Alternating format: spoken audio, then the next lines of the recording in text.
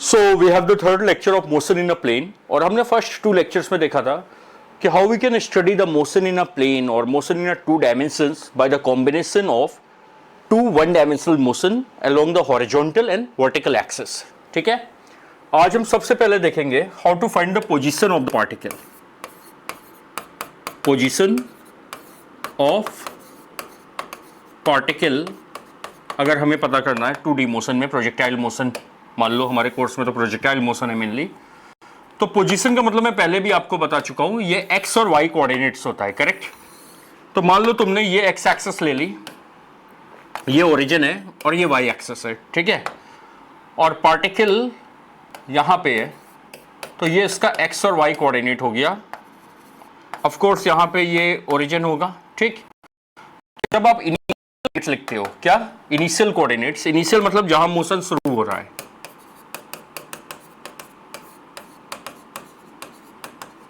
so we can write the initial coordinates or the initial position, whatever you would like to say। तो ये हम लिखेंगे x not comma y not, ठीक। और जब हम फाइनल कोऑर्डिनेट्स लिखेंगे, ठीक, फाइनल कोऑर्डिनेट्स लिखेंगे तो ये हम लिखेंगे x कॉमा y, ठीक है। तो हमारी जो नोटेशन होगी वो x नॉट y नॉट क्या बताएगा, इनिशियल कोऑर्डिनेट, और x और y क्या बताएगा, फाइनल कोऑर्डिनेट्स। ये मेरे ख्याल से मैंने आपको, अब देखिए डिस्प्लेसमेंट क्या होता है, final position minus initial position, ठीक है। तो जब आप एस एक्स लिखोगे तो ये हो जाएगा final X minus initial X, और एस वाई क्या होगा, final Y minus initial Y, ठीक। तो ये एस एक्स और एस वाई की वैल्यू हो गई in terms of the X and Y coordinates, correct. अब देखिए अगर ए एक्स कॉन्स्टेंट है, तो हमने देखा था कि अगर ए एक्स की वैल्यू कॉन्स्टेंट है तो आप एक्स एक्सिस पे इक्वेशन ऑफ मोशन लगा सकते हो, S X is equal to U x T plus half A x T square, correct. अब देखो इस इक्वेशन में जो सब्जेक्ट है वो एस एक्स है ना, इस इक्वेशन में जो हमारा सब्जेक्ट है वो क्या है, एस एक्स है, यानी डिस्प्लेसमेंट है, ठीक। अब अगर आप एस एक्स की जगह माइनस एक्स नॉट लिख दो, ठीक है, क्योंकि डिस्प्लेसमेंट होता है final position minus initial position, तो एलएचएस क्या हो जाएगा, x minus x not, RHS will be you x T plus half A x T square, correct. अगर मैं x को सब्जेक्ट बना लूं तो x की वैल्यू आ जाएगी x not plus you x T plus half A x T square. तो ये इक्वेशन आपको क्या दे रही है, ये आपको पोजीशन दे रही है। See, there is a difference between finding the position and finding the displacement। ये ध्यान रखना, पोजीशन सेम होती है जब x नॉट की वैल्यू 0 हो। तो अगर तुम्हें डिस्प्लेसमेंट पता लगाना है तो आप ये इक्वेशन लगाओगे, S X is equal to U x T plus half A x T square, और अगर तुम्हें फाइनल पोजीशन पता लगानी है तो आप ये इक्वेशन लगाओगे कि x is equal to x not plus you x T plus half A x T square. देखिए दोनों इक्वेशन सिमिलर है, अंतर क्या है, जब तुम पोजीशन को सब्जेक्ट बना रहे हो तो राइट हैंड साइड पे एक एडिशनल टर्म हो जाता है इनिशियल पोजीशन, समझ रहे हो। जब आप पोजीशन निकालना चाहते हो तो आरएचएस पे एक एडिशनल टर्म आ जा रहा है, देखो ये वाला, ये जो डिस्प्लेसमेंट वाले इक्वेशन में नहीं था, ये क्या आ गई, इनिशियल पोजीशन, गॉट इट। तो ए भी कांस्टेंट है, अगर y एक्सिस पे एक्सेलरेशन कांस्टेंट है तो y पे भी इक्वेशन ऑफ मोशन लगा सकते हो। तो अगर आप डिस्प्लेसमेंट पता लगाओगे तो क्या बनेगी equation, S Y is equal to U Y T plus half A Y T square. तो ये इक्वेशन क्या दे रही है, ये आपको डिस्प्लेसमेंट दे रही है। और अगर आप पोजीशन पता लगाओगे तो क्या बनेगी, तो फाइनल वाई नॉट, एक ही एडिशनल टर्म आ गया initial position, U I T plus half A Y T square, ठीक। ये आपकी फाइनल पोजीशन आ गई, ठीक है, एक्स और वाई एक्सिस पे। तो this is how we can find the position, ठीक है। सिमिलर इक्वेशन आपकी डिस्प्लेसमेंट वाली होती है, बट एक और एडिशनल टर्म आरएचएस पे आ जाएगा इनिशियल पोजीशन, जब आप पोजीशन पता लगाओगे, गॉट इट। तो ये लिख लीजिएगा कि find the axis Y axis, ये फाइनल पोजीशन भी टी टाइम पे क्या पोजीशन होगी, ठीक है। Now see the next skill, the equation of the trajectory.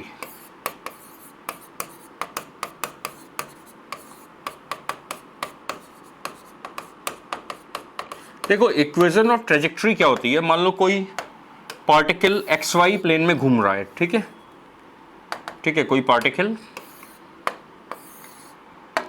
ये एक्स एक्सेस हो गई और ये वाई एक्सेस हो गई और इसमें चल रहा है। तो कोई भी एक ऐसी इक्वेशन जो एक्स और वाई को रिलेट करे वो उसकी ट्रेजेक्ट्री की इक्वेशन कहलाती है। An equation relating Y and X, ठीक है, तो ये क्या कहलाएगी, ये ट्रेजेक्ट्री की इक्वेशन कहलाएगी। अब देखो ये आप कैसे लगाते हैं, क्या करते हैं हम, जो स्टेप्स होता है, तो पहला स्टेप होता है कि मान लो आपको x मिल गया टाइम के फंक्शन में और y मिल गया टाइम के फंक्शन में, ठीक, और स्टेप 2 क्या करो,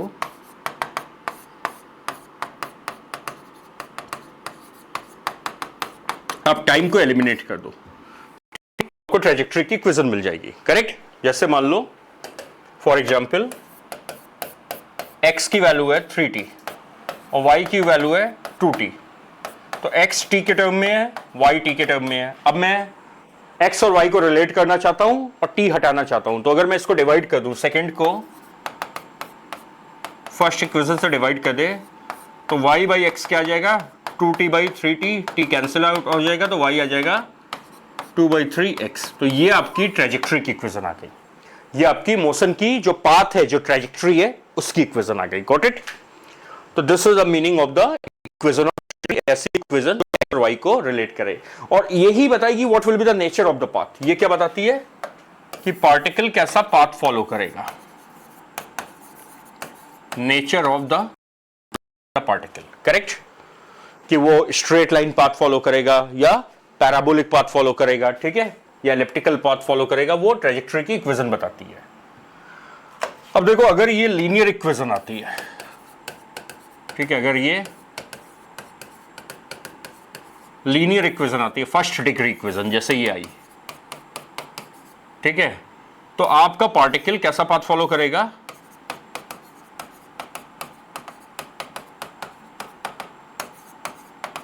स्ट्रेट लाइन पाथ फॉलो करेगा, करेक्ट, क्योंकि लीनियर इक्वेशन का ग्राफ स्ट्रेट लाइन बनता है।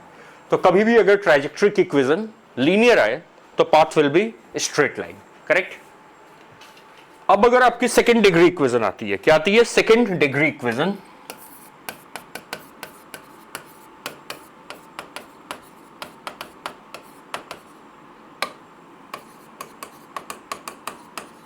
ठीक, जैसे आपकी इक्वेशन ये आई, y is equal to a x square plus b x plus c, यहां a b और c कॉन्स्टेंट्स है और a की वैल्यू 0 नहीं है।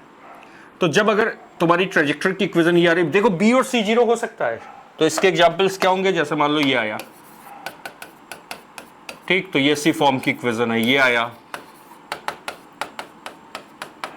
ये सी फॉर्म की इक्वेशन है, ये आया ना, ये सब सेकेंड डिग्री इक्वेशन है।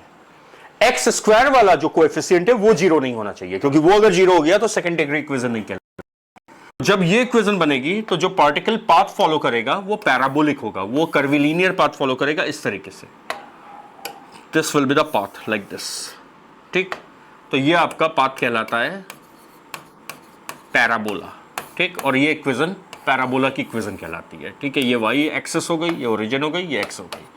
अब देखो पैराबोला क्या होता है, ये जो पॉइंट है ये इसका वर्टेक्स कहलाता है, ये पैराबोला का वर्टेक्स कहलाता है। और अगर तुम यहां पे एक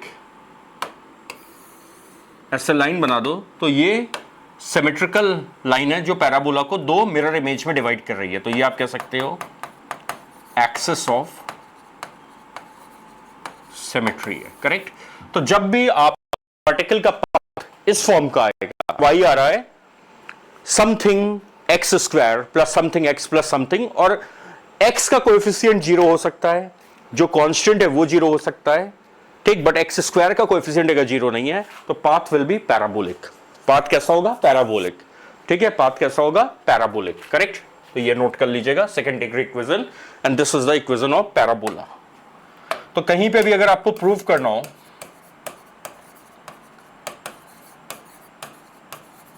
कहीं पे भी अगर अपने को प्रूव करना है कि कोई पार्टिकल पैराबोलिक पाथ फॉलो कर रहा है तो अपने को ये मैथमेटिकली प्रूव करना होगा कि उसकी ट्रेजेक्टरी की इक्वेशन ये आनी चाहिए। Got it? चलिए अब अगर हम प्रोजेक्टाइल मोशन की बात करें, ठीक, लेट अस सी कि प्रोजेक्टाइल मोशन में कैसा पाथ फॉलो होता है। What will be the path followed in the projectile motion. Got it? तो देखो हमने देखा था कि प्रोजेक्टाइल मोशन में हम क्या कर रहे हैं, हम ग्राउंड पे एक्स एक्सिस ले लेते हैं यूजुअली और ऊपर वाई एक्सिस ले लेते हैं, और आपने अगर यहाँ से कोई बॉल को फेंका या पार्टिकल को फेंका यू वेलोसिटी से, और मान लो ये एंगल है थीटा, तो तुमने देखा था प्रीवियस लेक्चर में कि एक्सेलरेशन केवल जी लगती है प्रोजेक्टाइल मोशन में नीचे, और हम मोशन अगर स्टडी करेंगे हम अलग अलग 1D मोशन स्टडी करेंगे एक्स और वाई एक्सिस पे। तो अभी हमारा गोल ये है कि हमें इक्वेशन ऑफ ट्रेजेक्टरी पता लगाना है। क्या पता लगाना है? इक्वेशन ऑफ ट्रेजेक्टरी, ये गोल है हमारा, to find the equation of trajectory in projectile motion. ठीक, सॉरी। तो पहले मैं एक्स एक्सिस का डेटा लिख लूं और वाई एक्सिस का डेटा लिख लूं। ठीक, T0 में ले रहा हूं। T0 मतलब जहां से मोशन शुरू हुआ है, जहां से तुमने बॉल को फेंका है, वहां तुमने स्टॉप वॉच ऑन कर दी ये। ठीक, और किसी टी टाइम में मान लो पार्टिकल यहां पे है जिसके कोऑर्डिनेट है x comma y, time is T.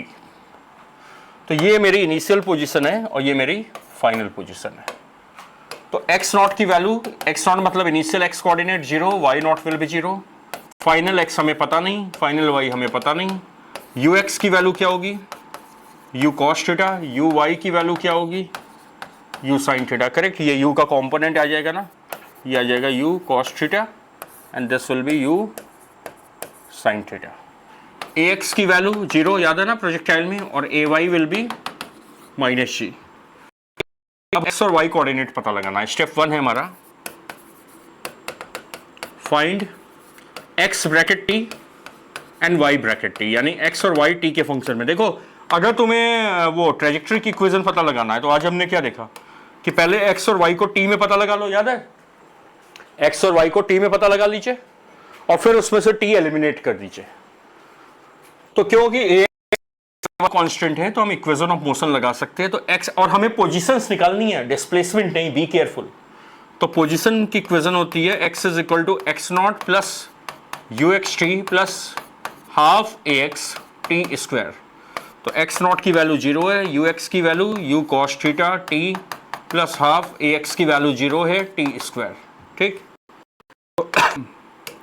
Therefore x की वैल्यू आ गई यू कॉस थीटा टी। ये तुम्हारा एक्स कोऑर्डिनेट हो गया किसके फंक्शन में? टाइम के फंक्शन में।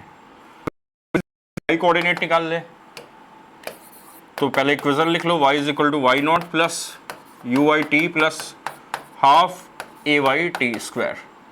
तो वाई नॉट की वैल्यू 0 है, ये आ गई u sine theta t plus half a की जगह माइनस जी। मैं जी की वैल्यू नहीं लिख रहा हूँ क्योंकि मैं इक्वेशन चाह रहा हूँ जो कहीं पे भी अप्लाई हम कर सके। तो y आ गया u sine theta T minus half जी टी स्क्वायर। तो ये आपका y आ गया किसके फंक्शन में? टाइम के फंक्शन में। ठीक, तो आपने पहला स्टेप अचीव कर लिया, x और y को किस में ले, t में। You got the x coordinate and the y coordinate in terms of t। अब दूसरा स्टेप क्या है? हमें ट्रेजेक्टरी की इक्वेशन पता लगानी है, तो हमें t को एलिमिनेट करना होगा।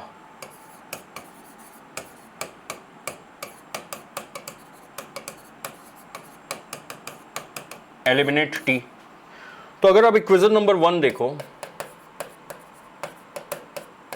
और इसमें अगर आप t को सब्जेक्ट बना लो तो t क्या आ जाएगा? X by u cos theta. Let it be equation number 3। अब आप इक्वेशन नंबर 3 को इक्वेशन नंबर 2 में रख दीजिए। आपका y आ जाएगा u sine theta multiplied by x by u cos theta minus half g x divided by u cos theta का स्क्वायर। तो y आ गया, आप देखो u कैंसिल आउट हो गया, साइन बाई कॉस हो गया tan theta x minus half g x square by u square cos square theta. तो ये आपकी ट्रेजेक्टरी की इक्वेशन आ गई। This is the equation of trajectory. ठीक है। अब देखो इसको हम थोड़ा कांस्टेंट के टर्म्स में देखते हैं। तुमने प्रोजेक्टाइल को फायर किया है, तो जब तुमने प्रोजेक्टाइल को फायर किया है तो u आपकी इनिशियल वेलोसिटी है जिससे आपने फायरिंग की है। तो अब ये तो समय के साथ बदलेगी नहीं। अगर तुमने बॉल को ऊपर फेंका है 20 मीटर पर सेकंड से, तो ये तो इनिशियल वेलोसिटी तो हमेशा 20 ही रहेगी ना, उसकी वेलोसिटी हमेशा बदलेगी। समझ लो, बॉल की जो इंस्टेंटेनियस वेलोसिटी है वो तो लगातार बदलेगी, लेकिन जिससे वेलोसिटी से फेंका है वो तो एक फिक्स वैल्यू है। तो u क्या है? एक कांस्टेंट है। The acceleration due to gravity की वैल्यू भी कांस्टेंट है। और ये जो एंगल है, फायरिंग एंगल और प्रोजेक्शन एंगल कह सकते हो इसको, जिस एंगल पे फेंका गया है, ये भी एक कांस्टेंट वैल्यू है जो समय के साथ नहीं बदल सकता, क्योंकि ये तो कब डिसाइड होगा? जब फेंका गया है। ठीक है, कांस्टेंट है। ये सब चीजें समय के साथ नहीं बदलेंगी। तो अगर मैं tan थीटा को एक नए कांस्टेंट का नाम दे दूं a, अब क्योंकि g कांस्टेंट है, 2 कांस्टेंट है, u स्क्वायर कांस्टेंट है, थीटा कांस्टेंट है, तो ये भी चीज पूरी कांस्टेंट होगी। और constant divided by product of constants will be a constant. तो इन सब कांस्टेंट को एक नया नाम दे दे b। ठीक, तो आपकी इक्वेशन आ जाएगी y is equal to ax minus bx square. तो ये आपकी देखो ट्रेजेक्टरी की इक्वेशन आ गई। अब आप देख सकते हो y जो x का इक्वेशन आ रही है, जो एक्सप्रेशन आ रहा है, वो सेकंड डिग्री आ रहा है polynomial. Can you see? It is a second degree polynomial. तो ये किसकी इक्वेशन है? दिस इज द इक्वेशन ना, this is an equation of parabola. इसका मतलब क्या हो गया? The path of projectile is parabolic. Got it? Projectile का पाथ कैसा होता है? पैराबोलिक होता है। तो इस पे आपको दो तरीके से प्रॉब्लम की प्रूफ करो कि प्रोजेक्टाइल का पाथ पैराबोलिक है। ठीक, अब देखो, अगर तुम पाथ बनाओगे तो ये ऐसा कर्विलीनियर पाथ बनेगा। यहां से अगर बॉल को फेंका तो the path will be like this. ये इसका क्या होगा? वर्टेक्स पैराबोला का। और अगर तुम्हें एक्सेस ऑफ सिमेट्री बनानी है तो you can make a axis like this. तो ये वर्टेक्स हो गया, ये एक्सेस ऑफ सिमेट्री हो गया। यहां आपको दो तरीके की प्रॉब्लम, एक तो ऐसे मिलती है कि आप प्रूव कीजिए कि प्रोजेक्टाइल मोशन में पाथ पैराबोलिक होता है, और कभी कभी ऐसी मिलती है कि प्रोजेक्टाइल मोशन में ट्रेजेक्टरी पता लगाओ। तो जब आप प्रूव भी करोगे तब भी पहले ट्रेजेक्टरी में इक्वेशन पता लगाओगे, तब ये प्रूविंग दिखाओगे कि सेकंड डिग्री इक्वेशन है, तो path is parabolic. Got it? चलिए अब आगे देखते हैं। अब देखिए, अब हम कुछ डेरिवेशन करेंगे कि पहले हम देखेंगे कि अगर कोई पार्टिकल को आप ग्राउंड से प्रोजेक्ट कर रहे हो, फायर कर रहे हो, और वो वापस ग्राउंड पे आ जा रहा है। ठीक, level to level flight. Flight का मतलब हो गया मोशन। तो अब हम क्या करेंगे, यहां पे कुछ फॉर्मूले एफटीपी डेवलप करेंगे। ठीक, तो यहां क्या है, जैसे आपने ये ग्राउंड है, यहां से u वेलोसिटी से फेंका कोई बॉल को, और ये ऐसे पैराबोलिक पाथ फॉलो करके वापस यहां पे आ गई। तो ये आपका इनिशियल पॉइंट है और ये फाइनल पॉइंट है। ठीक है, तो देखो ये एक्सेस हो जाएगी पैराबोला की। ये जो समय ऊपर जाने में लेती है, इसको टाइम ऑफ राइज कहती है। जितना समय नीचे आने में पार्टिकल लेता है, इसको टाइम ऑफ फॉल कहेंगे। और ये टोटल टाइम होगा, जो टोटल टाइम होगा, इसको हम टाइम ऑफ फ्लाइट कहेंगे। ठीक, ये जो हाइट है ये आपकी मैक्सिमम हाइट कही जाएगी जो अटेन हुई, और ये जो हॉरिजॉन्टल डिस्टेंस है इसको हम रेंज या हॉरिजॉन्टल रेंज कहेंगे, कैपिटल R। तो हमें बेसिकली फॉर्मूला करना है कि हम उसे किसी भी सिचुएशन में लगा सके। And formula time of rise का, टाइम ऑफ फॉल का, मैक्सिमम हाइट का, टाइम ऑफ फ्लाइट का और रेंज का, और जो भी हमारे आंसर आएंगे वो u और थीटा के टर्म्स में आएंगे। Got it? The derivation for different quantities. ठीक है, तो हमने देखा था कि maximum height, horizontal range, time of rise, time of fall, ये डिफरेंट क्वांटिटीज होती है जब आप प्रोजेक्टाइल को फायर करते हो।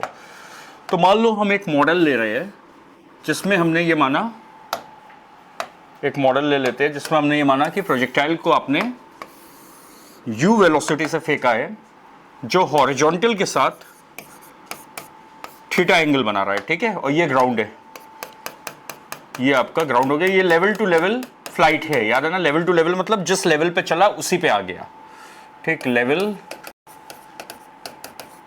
To level. फ्लाइट का मतलब हो गया मोशन, मतलब जिस हॉरिजॉन्टल लेवल पे आपने फेंका ये पे आ गया। अब इसके हम कुछ फॉर्मूले डिराइव करेंगे।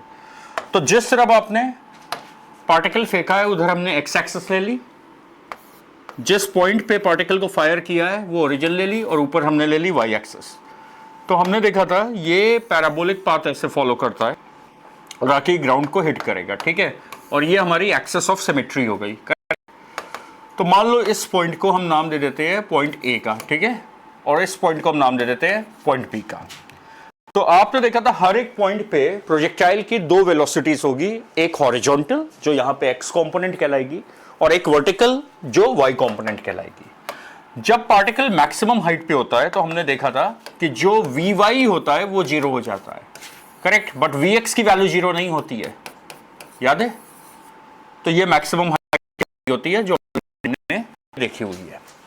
अब देखो सबसे पहले हम निकालते हैं टाइम ऑफ राइज, कितना समय लेगा पार्टिकल अपनी मैक्सिमम हाइट जाने में, ठीक है। तो सबसे पहले we are finding time of rise, ठीक है, how much time will be taken by the particle to reach the maximum height. तो इसके लिए देखो मेरे को मोशन कहां से कहां स्टडी करना होगा, इसके लिए मुझे मोशन ओ से ए स्टडी करना होगा, करेक्ट। इनिशियल पॉइंट हमारा ओ होगा, फाइनल पॉइंट ए होगा। हमेशा याद रखना जब भी आप इक्वेशन ऑफ मोशन लगाते हो तो एक इनिशियल पॉइंट होता है, एक फाइनल पॉइंट होता है, वो क्योंकि वो इक्वेशन किसी इंटरवल में लगती है। तो टाइम ऑफ राइज मतलब ओ से ए जाना, तो मैं अपनी इक्वेशन ओ से ए लगाऊंगा, पहला पॉइंट। दूसरा पॉइंट है कि हम किस एक्सिस पे लगाएंगे। तो देखो जब आपका पार्टिकल ओ से ए जा रहा है तो फाइनल पॉइंट ए पे तुम्हें वाई कंपोनेंट वेलोसिटी का मालूम है कि वो जीरो हो जा रहा है, ठीक। तो अगर हम वाई पे फोकस करें तो वी वाई की वैल्यू है zero. What is u y? तो यू कितनी होगी? तो देखो अगर आप यू का कंपोनेंट लेते हो तो अगर हम यू से परपेंडिकुलर ड्रॉप करें तो ये होगा यू कॉस थीटा और ये क्या हो जाएगा यू साइन थीटा, करेक्ट। तो यू वाई की वैल्यू होगी यू साइन थीटा और पॉजिटिव होगी क्योंकि ऊपर है। What is a y? तो ऑलरेडी वी नो कि प्रोजेक्टाइल मोशन में ए जी होता है नीचे, तो ए वाई की वैल्यू हो जाएगी माइनस जी क्योंकि नीचे है तो माइनस जी। और हमें टाइम निकालना है तो टाइम को हम t1 ले लेते हैं जो अननोन क्वांटिटी है, करेक्ट। तो equation is constant so you can, तो कौन सी इक्वेशन हम लगा दे तो we can apply v is equal to u plus a t, किस एक्सिस पे? y एक्सिस पे ना। तो v की जगह vy लिख दो, u की जगह uy लिख दीजिए, a की जगह ay और t पे तो कोई सबस्क्रिप्ट लगेगा नहीं क्योंकि वो स्केलर क्वांटिटी है। तो vy हो गया zero, this will be u sine theta plus minus g into t1। तो t1 टाइम ऑफ राइज का फॉर्मूला हो गया u sine theta by g. तो ये तुम्हारा फॉर्मूला हो गया टाइम ऑफ राइज का, u sine theta divided by g. This much will be the time taken by the projectile to reach the maximum height, correct, u sine theta by g. तो ये आपका पहला derivation.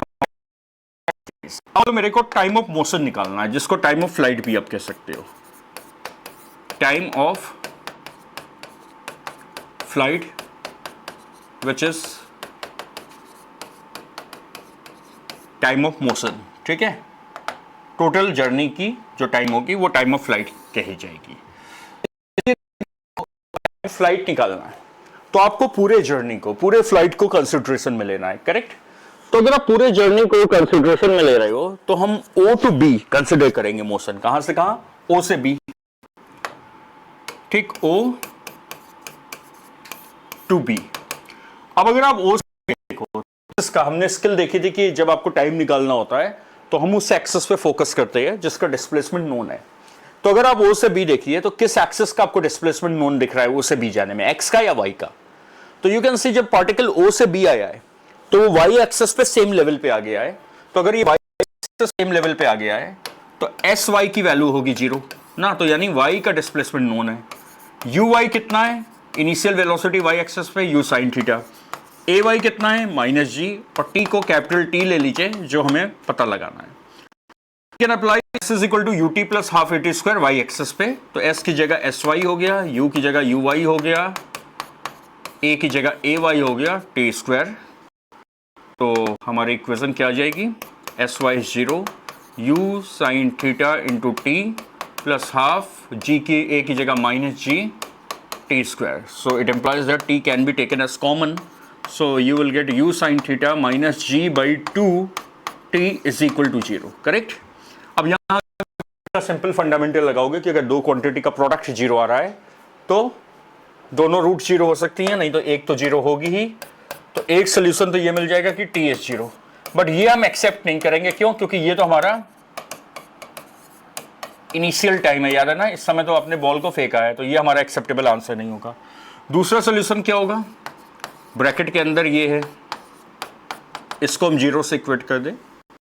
So I will get, it implies that g by 2t is u sine theta, तो t की value क्या आ जाएगी 2u sine theta by g. तो ये आपका फॉर्मूला आ गया किसका, टाइम ऑफ फ्लाइट का। ये फॉर्मूला आ गया time of flight, that is total time of the journey, correct. ये आपका टाइम ऑफ फ्लाइट का फॉर्मूला हो गया, that is the total time of the journey, 2u sine theta by g. Time of rise आ गया, time of flight आ गया। अब अगर आपको टाइम ऑफ फॉल निकालना है, टाइम ऑफ फॉल निकालना है कि पार्टिकल नीचे आने में कितना समय लेगा ना, हाईएस्ट पॉइंट से नीचे आने में, तो इसको आप कह सकते हो total time minus time rise. तो ये आ जाएगा 2u sine theta by g minus time of rise, ये आ जाता है u sine theta by g. तो टाइम ऑफ फॉल आ जाएगा u sine theta by g. देखो यहाँ पे आप देख सकते हो जो टाइम ऑफ राइज आया है वही टाइम ऑफ फॉल आया है, यानी जितना समय पार्टिकल मैक्सिमम हाइट जाने में लगा रहा है उतना ही समय पार्टिकल मैक्सिमम हाइट से वापस ग्राउंड आने पे लगा रहा है। ये वैक्यूम में होता है, आगे आप देखोगे जो फ्लूइड होगा एयर रेजिस्टेंस लगेगा तो ये इक्वल टाइम नहीं होंगे, हाँ वैक्यूम में ये इक्वल होंगे। तो ये तो हमारे फॉर्मूले हो गए किसके, टाइम ऑफ राइज का, टाइम ऑफ फॉल का और टाइम ऑफ फ्लाइट का। चलिए अब अगले डेरिवेशन पे आते हैं, maximum height.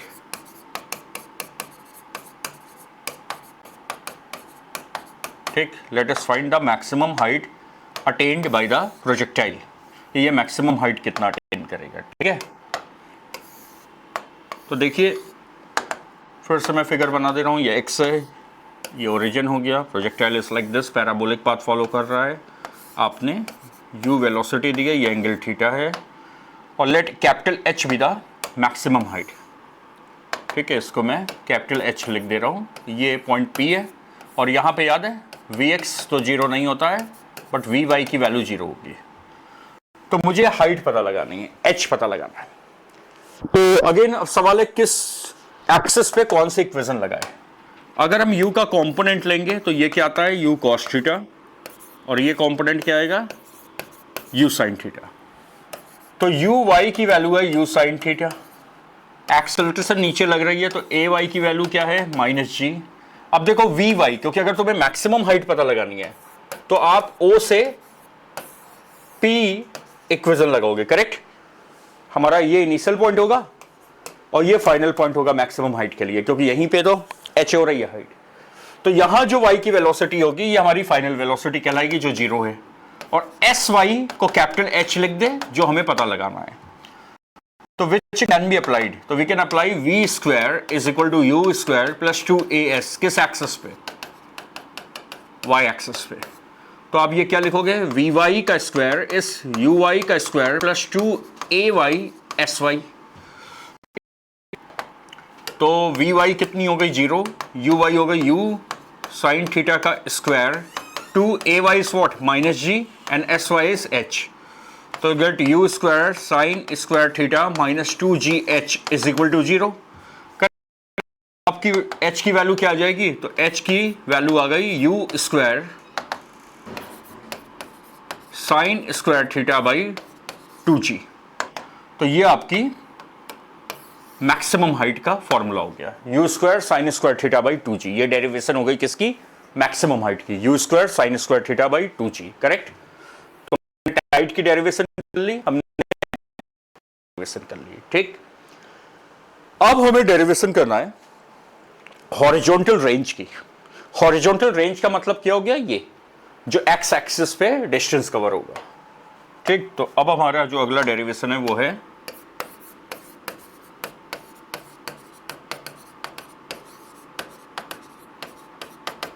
Horizontal range, correct. तो हॉरिजॉन्टल रेंज का मतलब हो गया कि इस पूरे फ्लाइट पे आपने u वेलोसिटी दी, ये एंगल थीटा है, ये ओरिजिन है, ये x है, ये y है, ठीक। तो ये जो डिस्टेंस कवर हो रहा है ये, इसको मैं r लिख दे रहा हूँ, ये रेंज कहलाएगी या हॉरिजॉन्टल रेंज कहलाएगी, ठीक। तो ये मान लो O है, ये P है, ये B है। अगर आपको हॉरिजॉन्टल रेंज पता लगाना है तो व्हाट यू थिंक, हमें किस पॉइंट और किस पॉइंट के बीच में इक्वेशन ऑफ मोशन लगानी होगी? तो आपको O टू B कहां लगानी होगी इक्वेशन ऑफ मोशन? O से B के बीच में इक्वेशन ऑफ मोशन लगानी होगी, करेक्ट। तो अब देखो, जब ये O से B गया तो टाइम आप ऑलरेडी डिराइव कर चुके हो, 2u sin थीटा बाई जी, ये टाइम आ चुका है। और ये जो रेंज है ये Sx है, यानी Sx को हमने R नाम दिया जो अननोन है। तो ऑफ कोर्स हमें S is equal to u t plus half a t square किस पे लगाना होगा? एक्स एक्सिस पे लगाना होगा, करेक्ट। तो ये क्या हो गया? ये हो गया u cos थीटा, और ये क्या हो गया? ये हो गया u sin थीटा।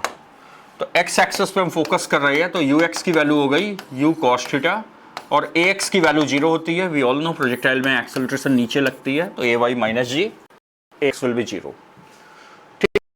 s वाला लगाना है, तो we can apply sx is equal to ux t plus half ax t square. तो sx की जगह r रख दे, ux की जगह u cos थीटा, टाइम की जगह 2u sin theta by g, और ax की वैल्यू 0 है तो ये टर्म खत्म हो जाएगा। तो r का फॉर्मूला हो गया u square 2 sin theta cos theta by g, ये आपकी रेंज, करेक्ट। अब देखो, ट्रिग्नोमेट्री में एक फॉर्मूला होता है कि कहीं पे भी अगर ये लिखा है 2 sin थीटा cos थीटा, तो इसको आप लिख सकते हो साइन ऑफ 2 थीटा। क्या लिख सकते हैं? Sine of 2 theta. ये एक फॉर्मूला नोट कर लीजिएगा, ये ट्रिग्नोमेट्री का फॉर्मूला है। तो यहां पे देखो ये लिखा हुआ है 2 sin थीटा cos थीटा, तो इसको मैं क्या लिख सकता हूं? Sign 2 theta divided by g. तो ये आपकी हॉरिजॉन्टल रेंज का फॉर्मूला हो गया, ठीक। This is the formula for the horizontal range, got it? u square sine 2 theta by g. तो ये आपकी डेरिवेशन हो गई फ्लाइट का, टाइम ऑफ फॉल का और रेंज का, ठीक। अब आप न्यूमेरिकल के लिए ये फिंगर टिप पॉइंट्स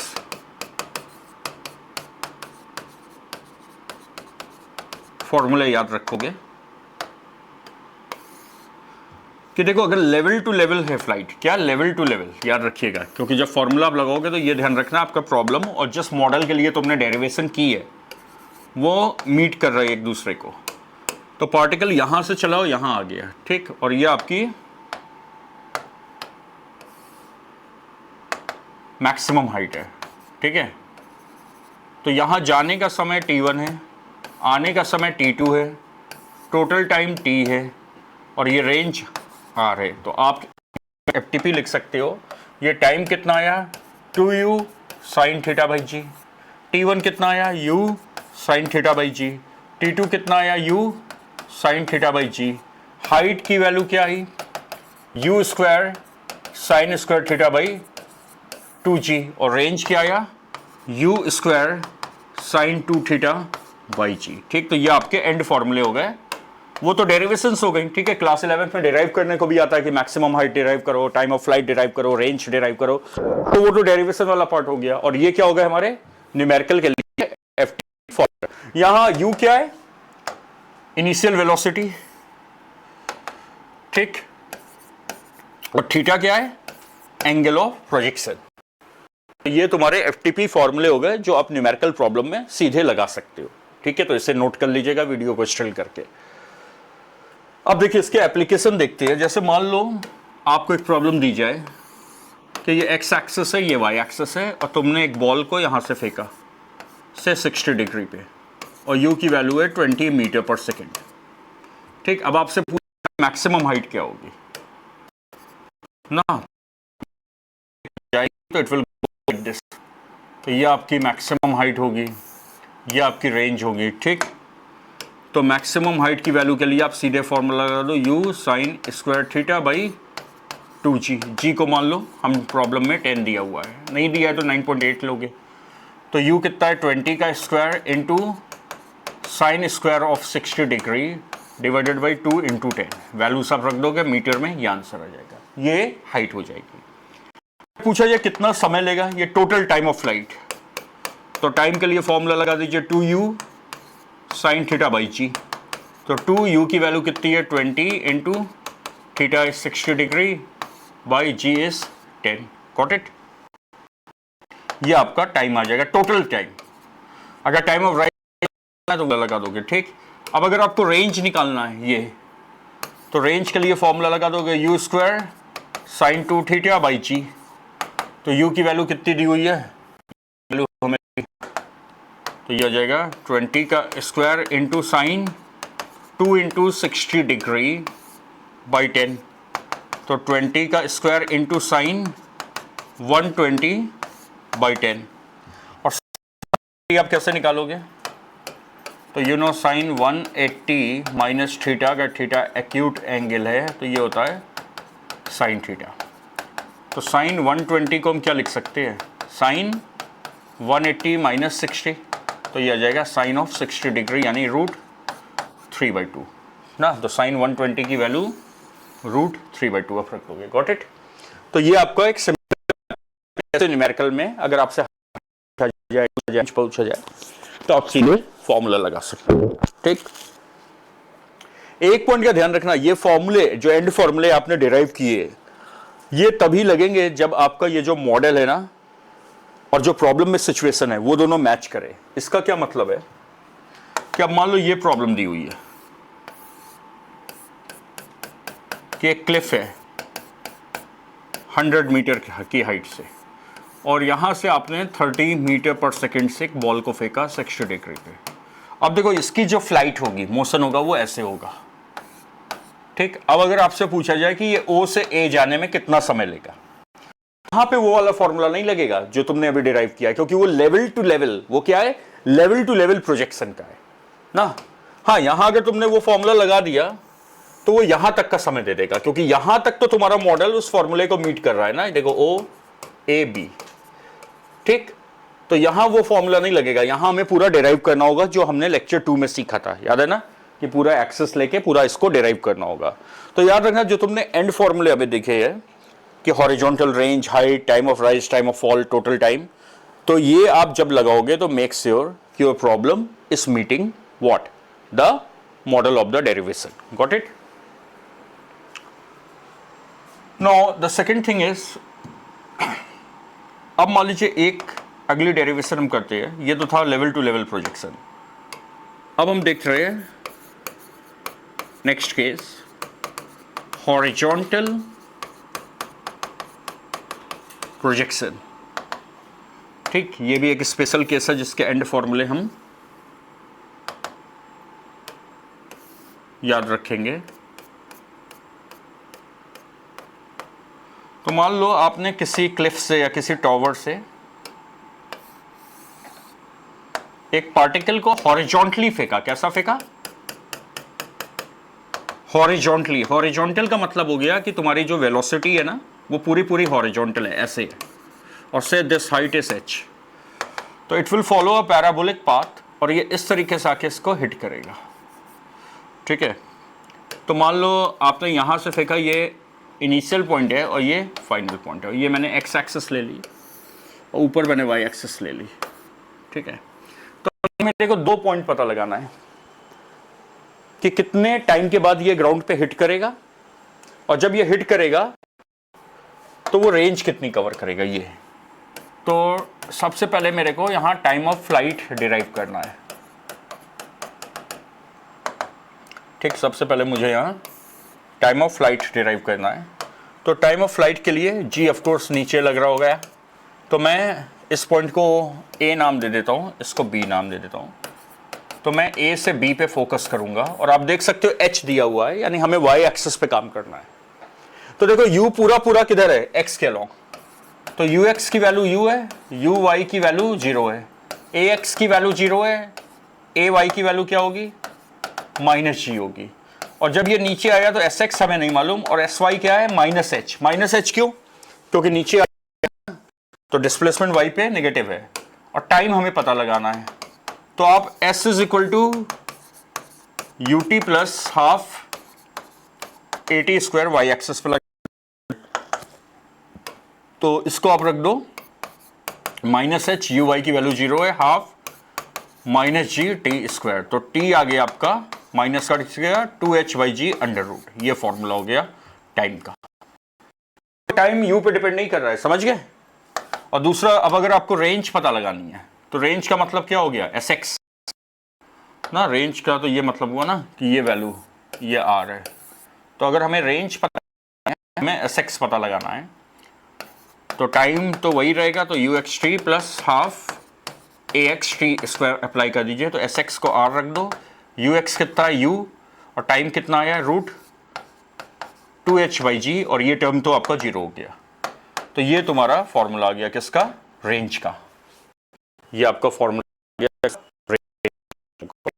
ये आप दो एंड फॉर्मूले बन गए एफटीपी हॉरिजॉन्टल प्रोजेक्शन के लिए। किसके लिए,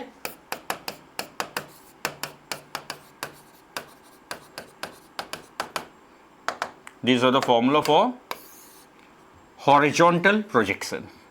तो तुम्हें कभी भी अब कोई न्यूमेरिकल प्रॉब्लम दी जाए